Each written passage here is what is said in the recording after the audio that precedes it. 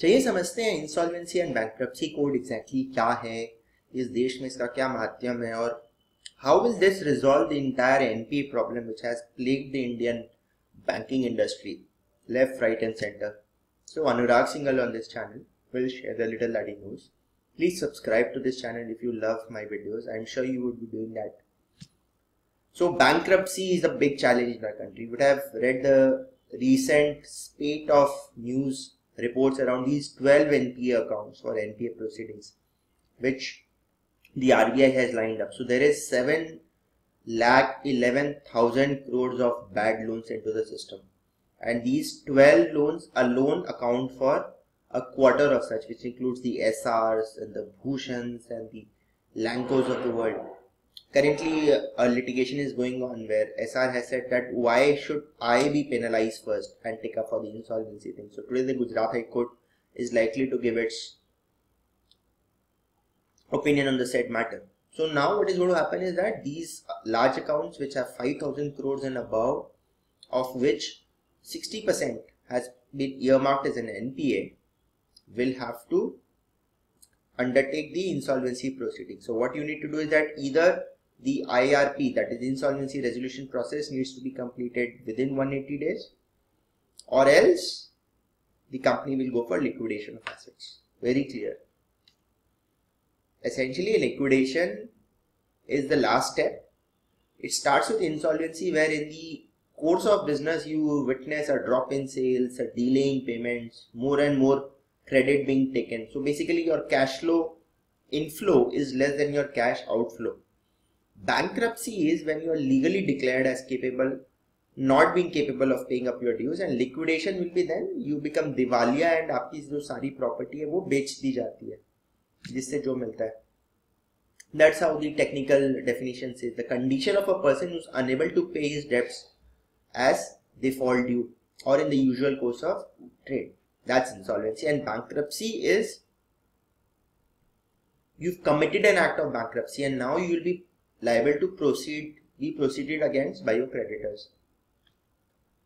Why such a law was essentially in India? आप हमारी ease of doing business की ranking so देखिए 130 in the world. So 13% of the entire proceeds is just used up in the cost of liquidation itself. So हमारी existing liquidation laws are so complex. The recovery rate is only 26% of the amount which I have. So look at it with US or UK, 79%, 89%. Singapore, it is 89%. Here we are able to recover only 26% of the value which we have given to a debtor. Is it correct? Yes, he's a debtor. Basically, I am talking about someone who has taken up a loan from a bank, and it takes 4.3 years in India to complete the liquidation process. Thus, you will agree that it was very important. Look at it, like if the 10 parameters for ease of doing business in India by the RBI, one of them is resolving insolvency, at which India ranks 135 in the world in 2016 and 136 in 2017. This is very important. India takes 4.3 years, as I said, and only 26% of the amount is recovered as compared to Japan and Finland, where much higher amounts are, even 90% above is. So this code is a unified code, provides an easy exit for corporates, reduces the mounting NPAs on banks and ensures revival before liquidation. So either arrive upon at a revival plan or liquidate the company. What will be the judiciary authorities here? You will have an IBB, that's the Insolvency and the Bankruptcy Board. Under this you have an insolvency professional agency which will have IPs such as chartered accountants, cost accountants, company secretaries. Then you have this information utility which basically collects and stores information related to which company is owing how much debt in the market. IPs are basically licensed professionals registered with the insolvency professional agencies, and they will act as RP, that is the resolution professional or liquidator or bankruptcy trustee in the entire process. And IBB is the apex body which governs this code, and it will set up the infrastructure and accredit IPs and IUs. So IPs and IUs have a major role, plus there is an executing authority as well, So what does this new regime of insolvency replace? As far as an individuals were concerned, there were these 100-year-old laws, Presidency Township Insolvency Act, Provincial Insolvency Act. For corporates, 1956 Act was there, LLP Act was there, MSME Act was there, SURFACE and SICA, that is Six Industrial Companies Act 1985. What are the changes here? So one, the abjugating authority is now NCLT and DRT, Debt Recovery Tribunal and National Company Law Tribunal. They will have exclusive jurisdiction here. No civil court like that entire delay tactics in India कि पहले lower court फिर high court पे लगा दीजिए उसको stay application, फिर supreme court में चले जाइए, फिर एक रिविजन पिटीशन मार दीजिए, वो नहीं. No injunction can be granted by any court, tribunal or authority in respect of action taken by the abjugating authority. And now the trigger for such action is not erosion of net worth. It is where you have defaulted on payment of 1 lakh rupees or more. So there is this new mechanism which allows you to detect insolvency very early, right? And who can file this insolvency resolution? Lenders, creditors, corporate debtors. Creditor in possession approach, the board of directors will be suspended and the creditor approved resolution professional is appointed to manage the company. He becomes the caretaker. This process has to be completed in 180 days or a max of 270 days in case of extension. So if an entity gets into the red zone, you get into a management work out informally with your creditors what exactly can be done, or do a formal workout. Doesn't happen, go for liquidation. Simple. It's a time-bound settlement of insolvency, and your banks and asset reconstruction companies are the immediate gainers because they were the ones who were saddled with this huge quantum of NPAs. It's a comprehensive coverage, companies, LLPs, individuals and more. You'll have a database of the serial defaulters through the IUs, that's the information utilities, and it will also protect the interest of workers. So a lot of features here. So you have this IRP, RP who will prepare the resolution plan and represent 1, the financial creditor, 2, the operational creditor, and 3, the corporate debtor before the abjugating authorities, which is Debt Recovery Tribunal and DRAT, Appellate Tribunal. What are the options to creditors? Secured creditors, unsecured creditors clearly identifies. He was either resolve or go for liquidation. Clear. Whenever an entity defaults in payment of an amount more than 1 lakh, each of these interested parties such as debtors, secured or creditors or the lenders can file an application which will have to be approved or rejected within 14 days. And from here, the appointment of the interim resolution professional is done, which has to be done within 30 days. And then you have a window of 180 plus 90 days where you have to form this committee of creditors, you have to appoint interim resolution professional, approve this resolution plan. If this plan is approved by 75% of the creditors, very good. Then you get an approval and implement the same. If not, you go into liquidation. Clear. Compulsory liquidation if the resolution is not agreed within 180 days or extended period. So that's the severity of the provisions which have now come up. The entire timeline is from the public announcement. The whole thing has to be done within 180 plus 90 days. The process, initiation. So the failure to approve resolution plan within specified days will cause initiation of liquidation. Who will be a liquidator? The insolvency professional may act as a liquidator and he shall form an estate of the assets. मान लीजिए भूषण का अगर liquidation है तो उसका सारा plant, machinery, land bank, everything will be now the typical liquidation process. And what will be the order? 1, the dues for the liquidation process and the IRP's fees, secured creditors and workmen's dues up to 24 months. So the workers' interests are protected. Other employees dues up to 12 months. Then financial debts, which is unsecured creditors, government dues, any other remaining debts, and then the preference and equity shareholders.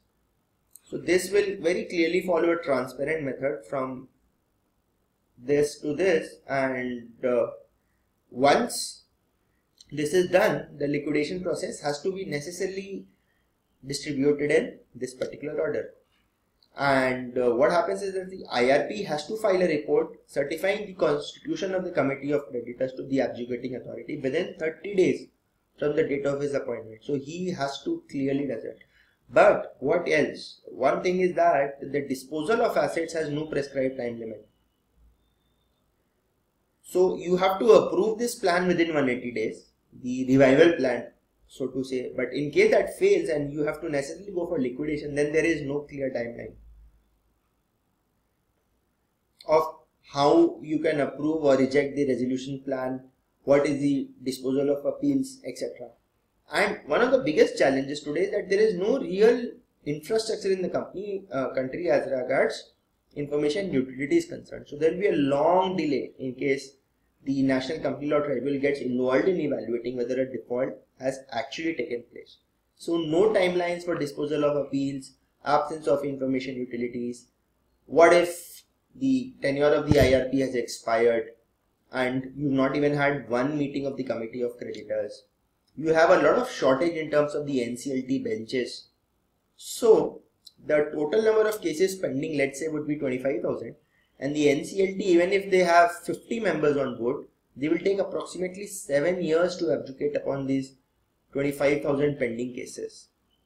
Plus there is host of these compromises, mergers and operation mismanagement cases. So unless you have dedicated benches, it is going to really be a distant dream if one were to imagine that all the cases will be speedily disposed of.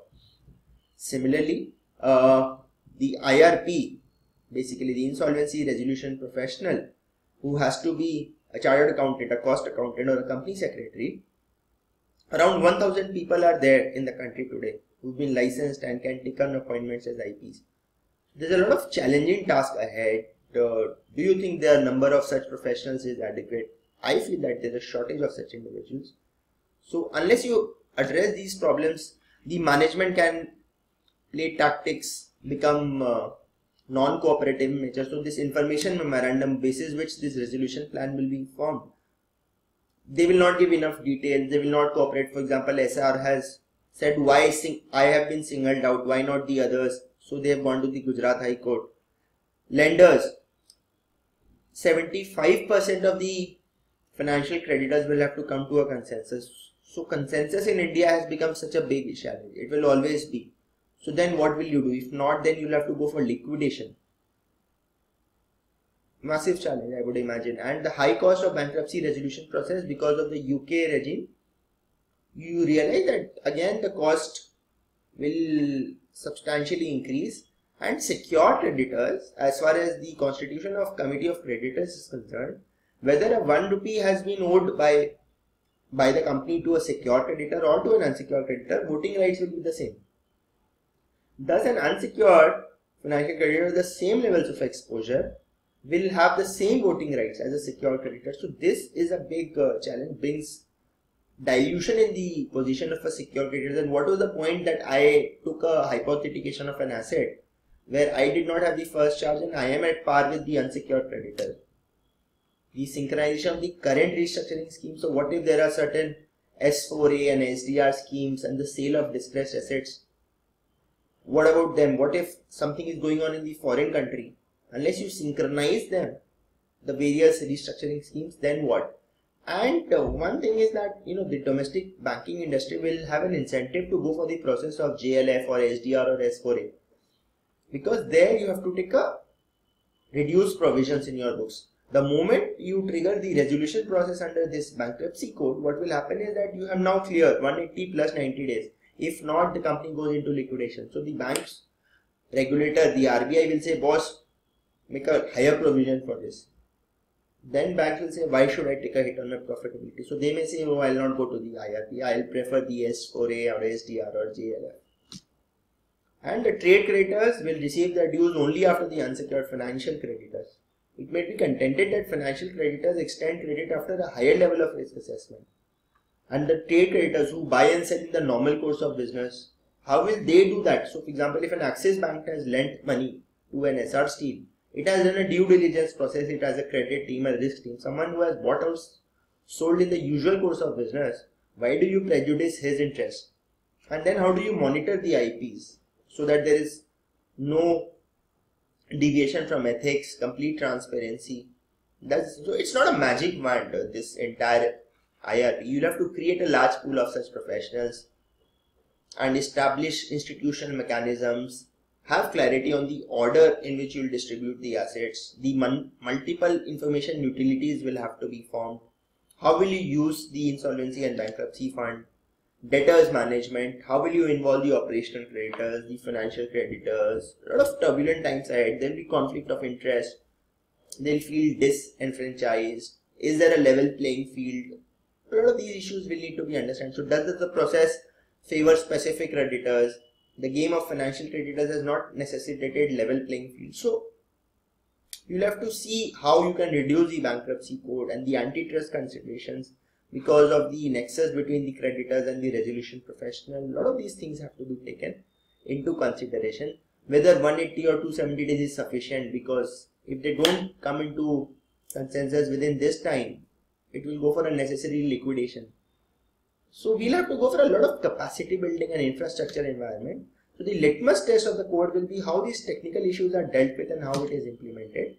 And as a matter of great pride, we have this new opportunity of Insolvency and Bankruptcy Board of India, Regulations 2016, where it conducts this National Insolvency Examination and Limited Insolvency Examination, where a resident in India who has passed either NIE or LIE and has got 15 years of experience in management and has been a member of ICI, ICSI or cost accountant or bar council can get recognized under this. So this will be a major area of practice for the professionals now fighting various reductions in work. So thanks. In case you've got any questions, whether you liked it, hate it, how should I improve for the future, please put behind in the comment section. Shall be happy to address and hear back from you. Thank you.